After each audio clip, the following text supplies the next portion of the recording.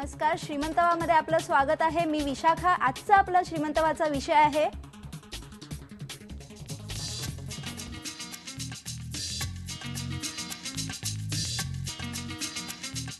गेले काही महिने आपण बघतोय आर्थिक मंदीचे परिणाम आपल्याला सगळीकडे दिसतात. कित्येकांच्या नोकऱ्या गेलेल्या आहेत तर कित्येकांचे पगारही कमी झालेले आहेत. कित्येकांच्या घरी कंपन्यांमधून विनापगारी सक्तीने रजा देऊन बसावं लागतंय. आणि अशा वेळी आपण बघतोय की कर्जाची परतफेड करताना दर महिन्याला आपल्याला जे पगाराचं पाकिट आहे तर त्याच्यामधून कर्जाची परतफेड करताना बॅलन्स कसा करायचा, या कर्जाचा ताळमेळ कसा बसवायचा, आणि हाच आहे आपल्या आजच्या श्रीमंतवाचा विषय. आणि याविषयी या विषयावर आपल्याशी बोलणार आहेत आपल्या तज्ञ फायनान्शियल प्लॅनर अर्चना भिंगारडे आपल्या बरोबर स्टुडिओमध्ये आहेत.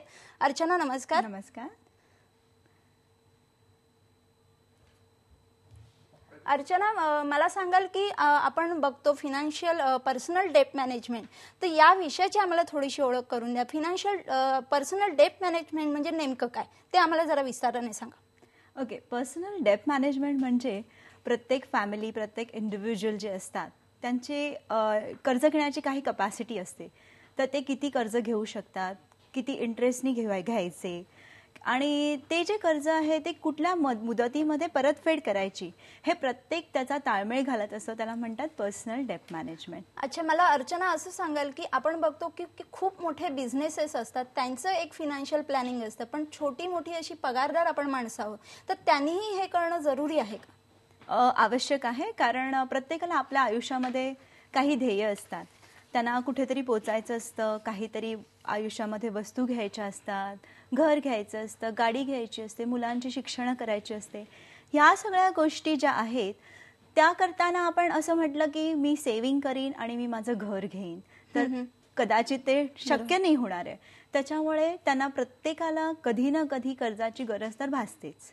मग हे कर्ज घेताना ते कर्ज किती घ्यावं, आपल्या पगाराच्या किती पट असलं पाहिजे ते कर्ज.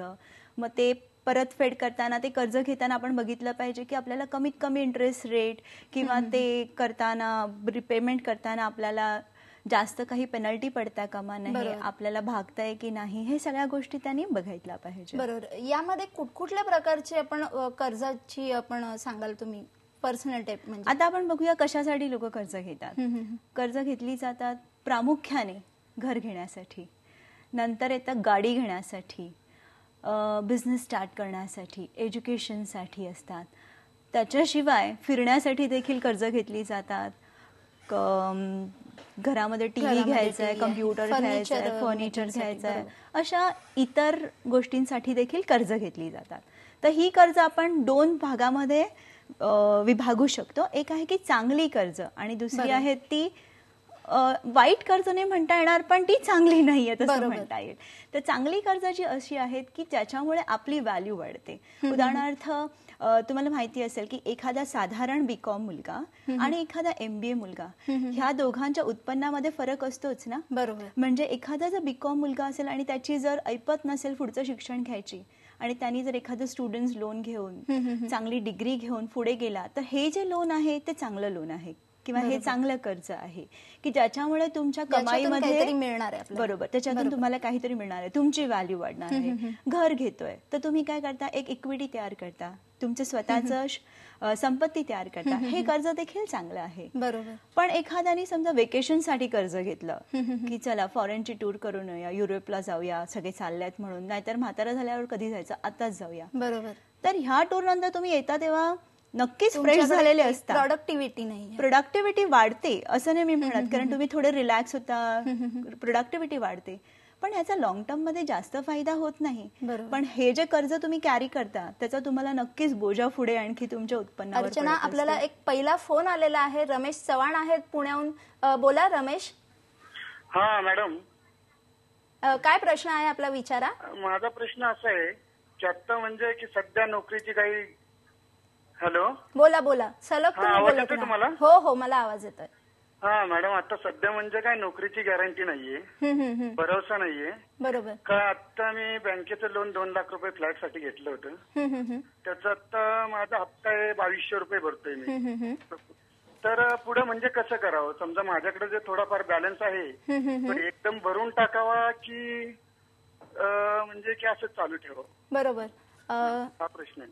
मला प्रश्न पूर्ण ऐकायला आला नाहीये. तुम्हाला पूर्ण ऐकलं. त्यांचं असं म्हणणं आहे की त्यांचं 2 लाखाचं वार्षिक उत्पन्न आहे आणि त्यांनी जे कर्ज घेतले त्याच्यावर त्यांचा 2200 रुपये हप्ता जातोय आणि त्यांचं म्हणणं आहे की आता सध्या हे दिवसच खराब आहेत, मंदीचे दिवस आहेत, तर अशावेळी त्यांनी कसं काय ते ऍडजस्ट करावं. जसं आपण बोललो होतो चर्चेमध्ये की एखादा असा इकॉनॉमिक आपल्याला आर्थिक सेटबॅक धक्का बसतो की जेव्हा असंही पगारात कमी होते किंवा काय होतं, अशा वेळी आपण काय करायचं.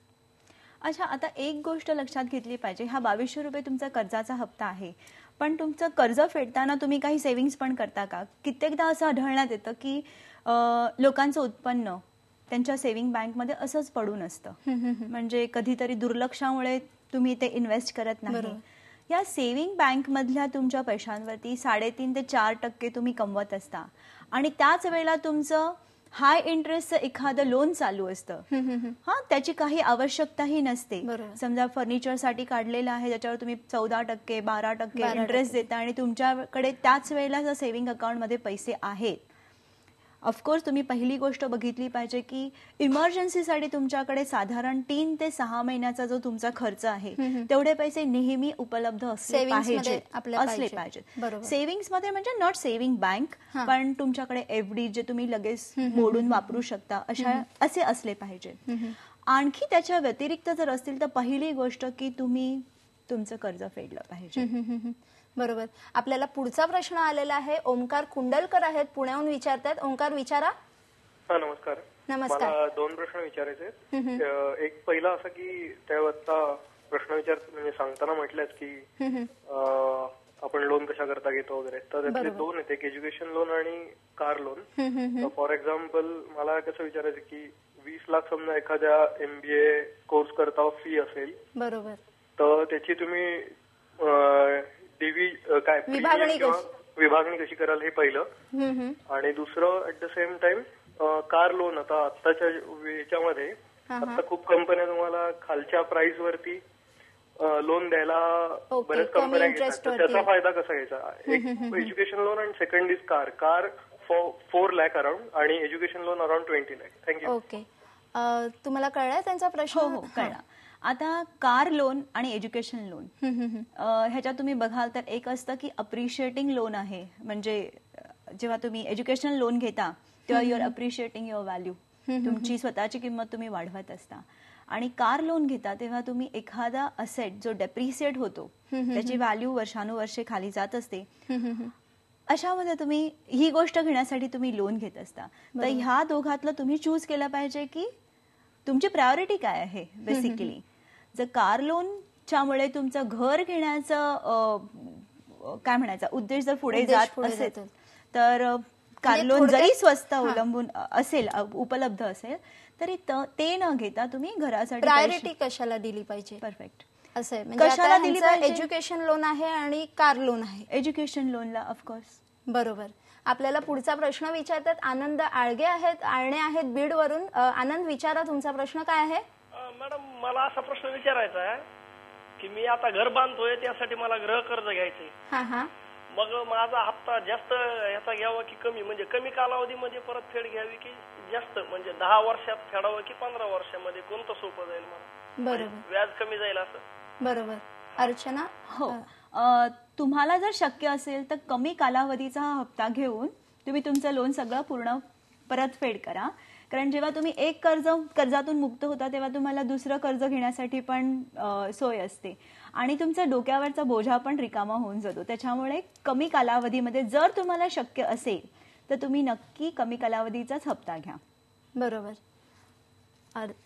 आपण बघतोय की हे असे एक प्रश्न येतात की आपण बघितलं पाहिजे. मला एक सांगा अर्चना, आपण जे हे रिपेमेंट करतो कर्जाचं, पण ह्याच्यामध्ये बचतीला आपण कशाला फर्स्ट प्रायोरिटी द्यायची, प्राधान्य कशाला दिलं पाहिजे की मला बचतही करायची आणि माझ्या कर्जाची परतफेडही मला वेळेत करायची, तर अशा वेळी काय करायचं. तुम्हाला बचतही करायची आणि कर्जाचा हप्ताही फेडायचा आहे. तर आता साधारणपणे असं असतं की तुम्ही जेवढं उत्पन्न तुमचं असतं त्याच्या 15 ते 30% तुमची बचत झाली पाहिजे. बरोबर. आता कधी कधी काय होतं की तुमच्याकडे हप्ता फेडायचं तुमच्याकडे टेन्शन असतं, त्याच्यामुळे पहिलं ते करून ते न करता तुम्ही जर बचत करायला गेलात तर ते कर्ज वाढत वाढत जाणार आणि त्याचं प्रेशर तुमच्यावरती येणार. म्हणून पहिल्यांदा कर्जाचा हप्ता फेडणं आणि त्याच्याच बरोबरीने बचत करणं. बरोबर. पण एक पुढचा प्रश्न साहजिक असा डोक्यात येतो की आपण कर्ज बरोबर वेळेवर फेडतोय की नाही आणि ती जास्त होत नाहीत की कर्ज आपण म्हणतोय आपण त्यात अडकत नाही होत नाही, हे कधी ओळखायचं आपण? म्हणजे थोडक्यात कर्जाच्या तुम्ही जाळ्यात अडकत नाही, हे कसं ओळखायचं? काही सोप्या टेस्ट आहेत की समजा तुम्ही एक कर्ज फेडायला दुसरं कर्ज घेताय तर तुम्ही समजून चुका की तुम्ही कर्जाच्या जाळ्यामध्ये ऑलरेडी अडकलेले आहात. नंतर तुमच्याकडे जी क्रेडिट कार्ड आहेत त्यातल्या एखाद्या क्रेडिट कार्डवरती तुमचं एक्सेस लिमिट झालेलं आहे किंवा बऱ्याचशा क्रेडिट कार्डवरती एक्सेस लिमिट झालेलं आहे. तुम्ही घरी मित्रांशी खोटं बोलायला लागता की अरे माझा मुलगा आजारी आहे म्हणून मला पैसे पाहिजेत आणि ह्याच्याने उसनगिरी तुमची चालू होते. त्यावेळेला तुम्हाला समजायला की जे चाललंय ते चांगलं नाहीये, मला ह्याच्यातून बाहेर पडायला पाहिजे. बरोबर. आपला पुढचा प्रश्न आलेला आहे. चित्तरंजन कोरे आहेत, मंचावरून बोलतायत. बोला. हॅलो. हा बोला. नमस्कार, मी कोरे बोलतोय मंचवरून. बोला. माझा प्रश्न असा आहे मॅडम की आपण जे कर्ज काढून फॉरेन ट्रिप वगैरे करतो तर ते आता सध्याच्या काळामध्ये आपल्याला या आर्थिक मंदीमध्ये फायदेशीर पडेल का?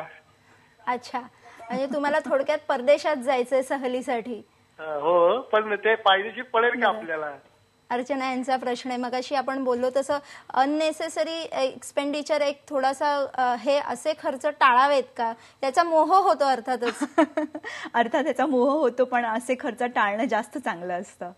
याच्यावर तुम्ही अजून काय सांगाल त्यांना? ऍक्च्युअली कसं आहे की जर तुमच्याकडे कर्ज घेऊन फिरणं हे खरं म्हटलं तर चांगली गोष्ट नाहीये. तुम्ही तुमचा प्लॅन आहे तर थोडे वर्ष पुढे ढकला आणि सेव्हिंग करायला लागा तुमच्या फॉरेनच्या टूरसाठी थोडंफार, आणि जे काही बॅलन्स लागेल त्याच्यासाठी कर्ज घ्या. कारण ते स्वतःच म्हणतात दिवस मंदीचे आहेत म्हणून. हा, दिवस मंदीचे आहेतच ना, त्याच्यामुळे तुम्हाला पुढची पण गॅरंटी नाहीये. तर अशा वेळेला असा अनावश्यक खर्च करणं आवश्यक. पुढचे कॉलर आहेत आपले. अमोल वडनेरे बोलतायत नाशिकहून. तुम्ही सांगा काय प्रश्न आहे तुमचा? Hello madam. नमस्कार. अमोल वडनेरे बोलतोय नाशिकहून. हा हा.